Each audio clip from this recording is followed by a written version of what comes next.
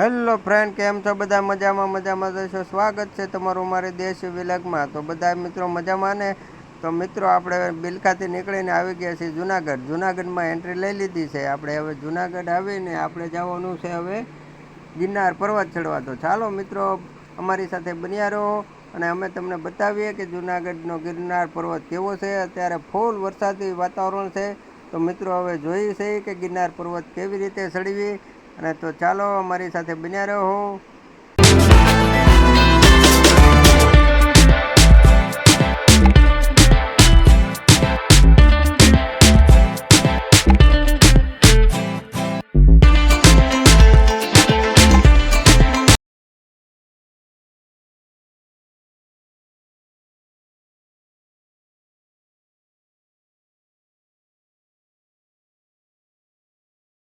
Hello મિત્રો, અમે જુનાગઢનો ડુંગરો ચડવાનું શરૂ કરી દીધું છે અને અપુ આ બાજુ કેટલા આપણે પગથિયા ચડ્યા? આપણે અંદાજે 500-600 પગથિયા ચડી ગયા. દિના કહું કેટલા પગથિયા ચડ્યા? 500-550 ને ખુશ્યા. અને હાલવાનું ચાલુ છે, તમે જોઈ શકો છો. 500 હજી અહીંયા ત્યાં હા 500 દેખાય દે.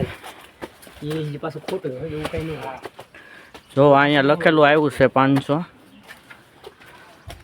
આવું બહુ શક્ય નહીં માનવાનું.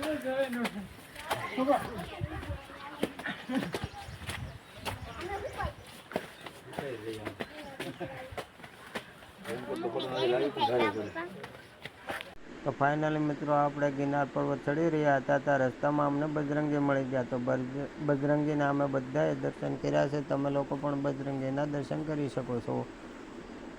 ઘડીક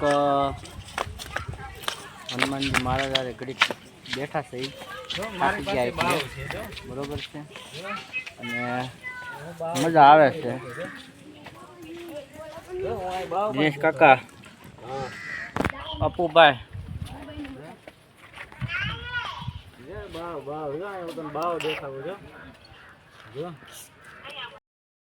જય માતાજી મિત્રો. અમે 500-700 પગથિયા જેવું ચડી ગયા છે.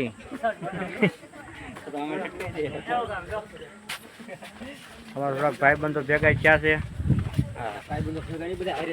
અને બધા ગામના છે અને હજી ગામના ઉપરથી નીચે આવે છે અને અમે આખું ડખું છે કે હજી ચડવું છે કે નથી ચડવું, કારણ કે હજી સાંજે અમારે એક ઠેકાણે હજી પોગવાનું છે એટલે બહુ નક્કી નથી કે આખો ડુંગરો ચડી જાય. હવે આગળ જતા જે ડિસિઝન લેવાય બરોબર. અને જોવો ડુંગરો શું બાપુભાઈ શું કહેશો તમે બ્લોગની માલિકા? કાંઈ નહીં, આપણે ચડી જવાનું છે ડુંગરો. ચડી જવાનો છે. પોતો આવ્યા છે ગેટમાં પોતો આવ્યા. ધીમે ધીમે ચડી જાય. હાલ તો હવે ધીમે ધીમે બરોબર. તો ફાઇનલી મિત્રો વરસાદનું વાતાવરણ વધી ગયું છે અને વરસાદ પણ ફૂલ આવી રહ્યો છે. તે માટે હવે આપણે આગળ જવાનું નથી.